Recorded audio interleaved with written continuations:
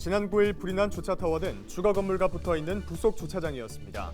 이 부설 주차장은 소방 안전관리는 물론 관련 통계조차 없었습니다. 지난해 12월 발생한 한국 카본 폭발 사고에 이어 일주일 만에 절단 사고가 발생한 상황 속에 노동계가 고용노동부의 행태를 규탄하고 나섰습니다.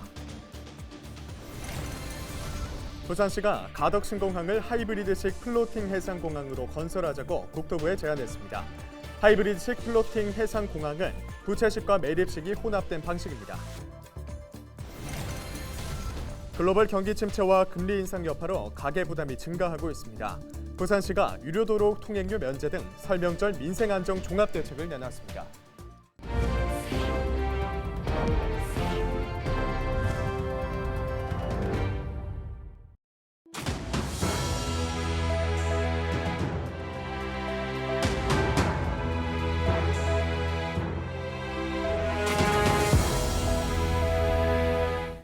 여러분 안녕하십니까? 헬로티비 뉴스입니다. 지난 9일 불이 난 부산 서면의 한 주차타워는 주거 건물과 바로 붙어있는 이른바 부속 주차장이었는데요. 다행히 사람들이 살고 있는 공간까지 불이 번지지 않아 대형 인명사고로 이어지지 않았지만 자칫 대규모 피해로 이어질 뻔했습니다. 보도에 김한식 기자입니다. 앙상한 철골 구조물이 드러나 있고 검게 그을린 건물. 지난 9일 발생했던 오피스텔 주차타워 화재 현장입니다. 불이 난 건물을 자세히 살펴보면 건물 옆면으로 불이 번진 흔적이 남아 있습니다. 해당 건물은 사람들이 거주하는 공간과 주차타워가 하나의 건물로 돼 있는데 이런 주차장을 부설 주차장이라 부릅니다. 주차타워에서 발생한 불이 주거 공간으로 넘어갔다면 대규모 인명피해로 이어질 수 있었습니다. 실제 부산의 전체 주차장은 6만 7천여 개, 이 가운데 10%에 달하는 6,100여 개는 기계식 주차시설입니다. 하지만 이번에 화재가 발생한 오피스텔처럼 건축물 내에 설치된 방식은 얼마나 되는지 파악조차 되지 않고 있습니다. 더욱이 건물 외벽 마감재는 어떤 걸 사용했고 어떤 공법으로 건축됐는지에 대한 조사마저 이루어지지 않고 있는 것으로 나타났습니다. 이번과 유사한 화재는 언제든지 발생할 수 있고 어떤 피해로 이어질지 모르는 상황. 대책 마련을 위한 기본적인 조사 자료 착수가 시급해 보입니다. 헬로티비 뉴스 김한식입니다. 밀양에 있는 한국카본에서는 지난해 12월 폭발 사고에 이어서 또 다른 공장에서 일주일 만에 산재 사고가 발생했습니다. 민주노총 경남본부는 노동자 보호 조치를 소홀히 하고 있는 고용노동부를 규탄하고 나섰습니다. 전주현 기자의 보도입니다. 지난해 12월 발생한 공장 내 폭발 사고로 1명이 숨지고 5명이 다치는 사고가 발생한 밀양 한국카본. 이후 하청 노동자 A씨가 절단기에 팔을 크게 다치면서 일주일 만에 산재 사고가 연이어 발생했습니다. 하지만 고용노동부 양산지청은 사용 중지 명령 등 행정 조치가 없었습니다. 경남 지역 노동계는 11일 경남도청에서 기자회견을 열고 고용노동부 양산지청은 한국카본에 대한 즉각적인 감독에 나서야 된다고 규탄했습니다. 어떠한 안전과 작업에 관련된 절차서도 없고 그에 따른 교육도 받은 적 없다고 진술을 하였습니다.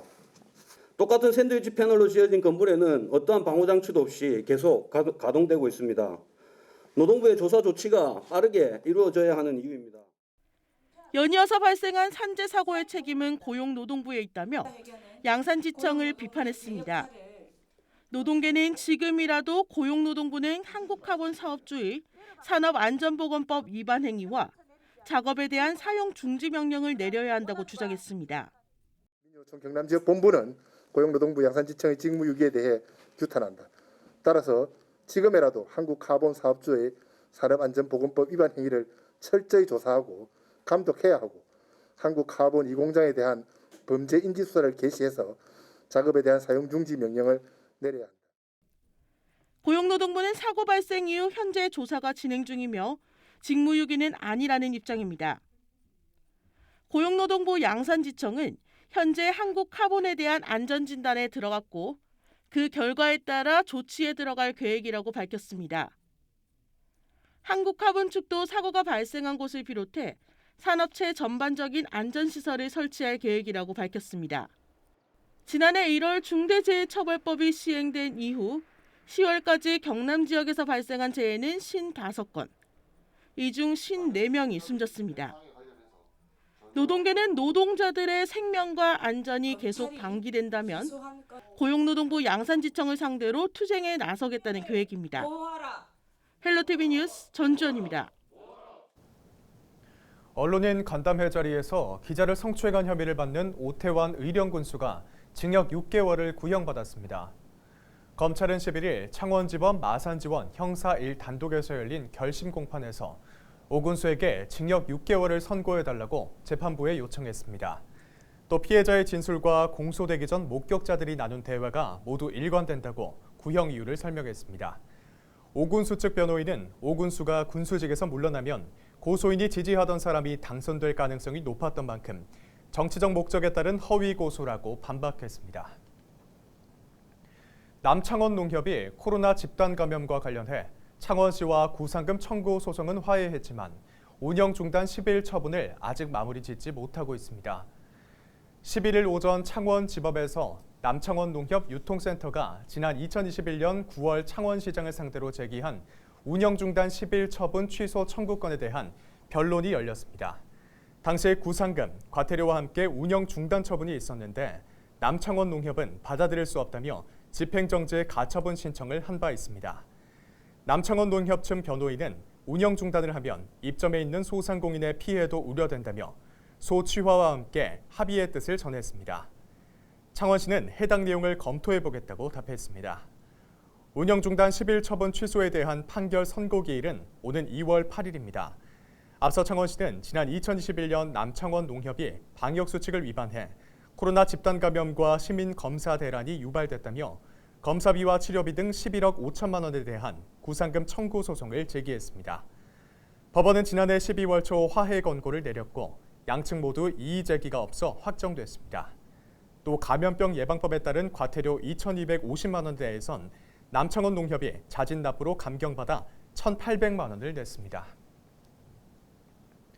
양산시 북정동의 한 물류센터 신축 건설 현장에서 구조물이 붕괴되는 사고가 발생했습니다. 이 사고로 작업자들이 약 10m 높이에서 추락해 병원으로 옮겨져 치료를 받고 있습니다. 다행히 생명에는 지장이 없는 것으로 알려졌으며 경찰과 소방당국은 목격자 진술 등을 토대로 정확한 사고 경위를 조사하고 있습니다. 11일 오전 1시 40분쯤 부산 해운대구의 한 아파트 3층에서 불이 났습니다. 이 불로 방에서 잠을 자던 20대 3명이 연기를 흡입해 병원으로 이송됐습니다. 또 가재도구 일부가 불에 타 소방서 추산 200만 원 상당의 재산 피해가 발생했습니다. 소방당국은 거실에 있던 이불에서 불이 난 것으로 보고 정확한 화재 원인을 밝혀내기 위해 합동 감식을 실시할 예정입니다.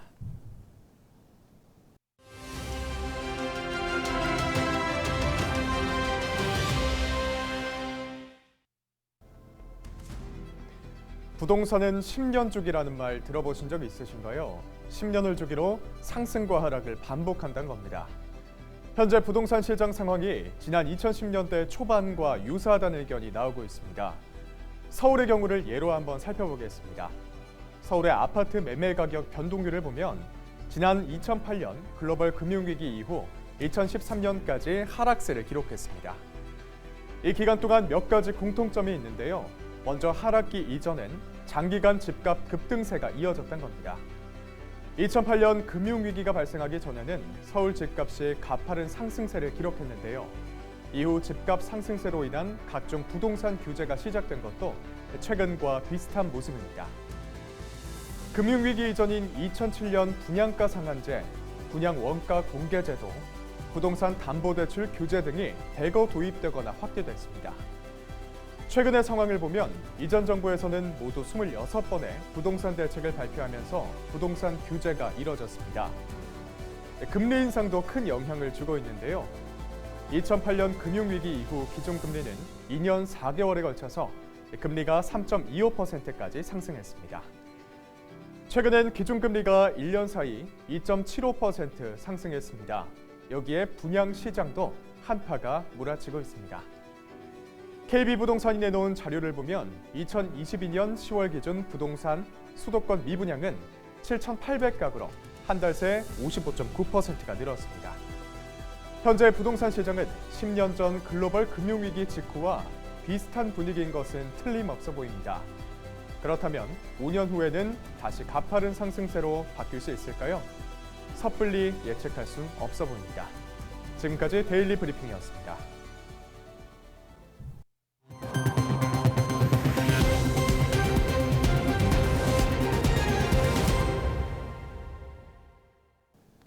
설 명절이 다가오고 있지만 올해는 글로벌 경기 침체와 금리 인상 등의 여파로 마냥 즐겁지만은 않은 분위기입니다.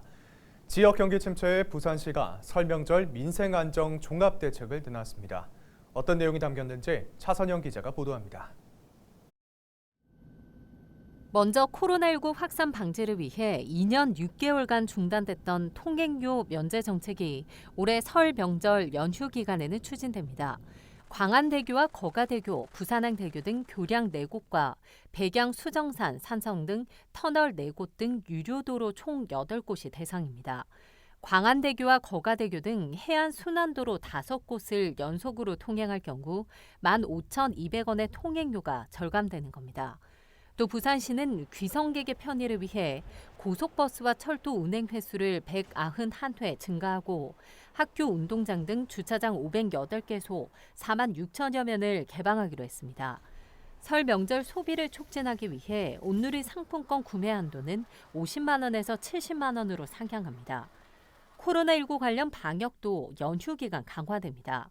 선별진료소 42곳과 임시선별검사소 2곳을 정상 운영하는 등 시는 24시간 비상대응 방역체계를 유지할 계획이라고 밝혔습니다. 또 영락공원 등 성묘 봉안시설이 오전 8시부터 오후 7시까지 2시간 연장 운영됨에 따라 성묘 봉안시설의 방역관리를 강화하기로 했습니다. 명절 소외계층을 위한 지원 대책도 추진됩니다. 부산시는 독거노인과 노숙인 시설 합동 차례상을 지원하고 사회복지시설과 취약시설에는 난방비를 추가로 지급하는 등 취약계층 보호 대책을 마련했습니다. 지정의 최우선까지는 시민의 행복과 안전인 만큼 부산시가 가지고 있는 최대한의 자원과 역량을 총동원하여 부산 시민 모두가 따뜻하고 행복한 설 명절 연휴를 보낼 수 있도록 만전을 다하겠습니다. 헬로티비 뉴스 차선영입니다. 설 연휴 경남 지역의 모든 민자도로 통행료가 면제됩니다. 혜택을 받을 수 있는 도로는 마창대교를 비롯해 창원 부산 민자도로, 거가대로, 파룡터널, 지계남산 도로입니다. 기간은 설 연휴 시작일인 21일 0시부터 마지막 날인 24일 자정까지 4일간입니다. 경상남도는 마창대교 23만 대, 창원 부산 도로 24만 대, 거가대로 20만 대 등 모두 67만 대가 28억 원의 통행료 혜택을 볼 것으로 전망하고 있습니다. 28억 원의 통행료는 모두 경남도가 부담합니다. 또 파룡터널과 지계 남산도로는 9만 대가 1억 원의 통행료를 면제받을 것으로 예상되는데 전액 창원시가 지원합니다. 부산시가 가덕신공항을 하이브리드식 플로팅 해상공항으로 건설하자고 국토부에 제안했습니다. 하이브리드식 플로팅 해상공항안은 지난해 12월 해상스마트시티 민관합동 TF가 제안한 것으로 부채식과 매립식이 혼합된 방식입니다. 시는 이번 제안이 국토부 가덕신공항 건설 기본계획에 반영될 수 있도록 적극 대응하겠다고 밝혔습니다. 부산에서 학교 부지에 학생과 지역 주민들이 소통할 수 있는 주민 편익시설을 설치해 상생 거점으로 활용하는 학교 복합시설 사업이 본격 추진됩니다. 이를 위해 개성고등학교에서 부산시와 시교육청, 교육부, 서병수 국회의원 등이 참석한 가운데 학교 복합시설 사업의 원활한 추진과 활성화를 위한 업무 협약이 진행됐습니다. 이번 업무 협약을 계기로 약 3만 평의 유휴 부지를 보유한 개성고등학교에 2026년 개관을 목표로 도서관과 주차장, 복합체육시설 등이 건립될 예정입니다. 학교 유휴 부지에 문화체육복지시설 등 주민 편의시설을 위치한다면 지역의 준주 여건이 개선되고 인구 감소에 따른 지역 소멸 현상도 완화될 수 있는 좋은 대안이 될 수 있습니다. 이상으로 뉴스를 마칩니다. 함께해 주신 여러분 고맙습니다.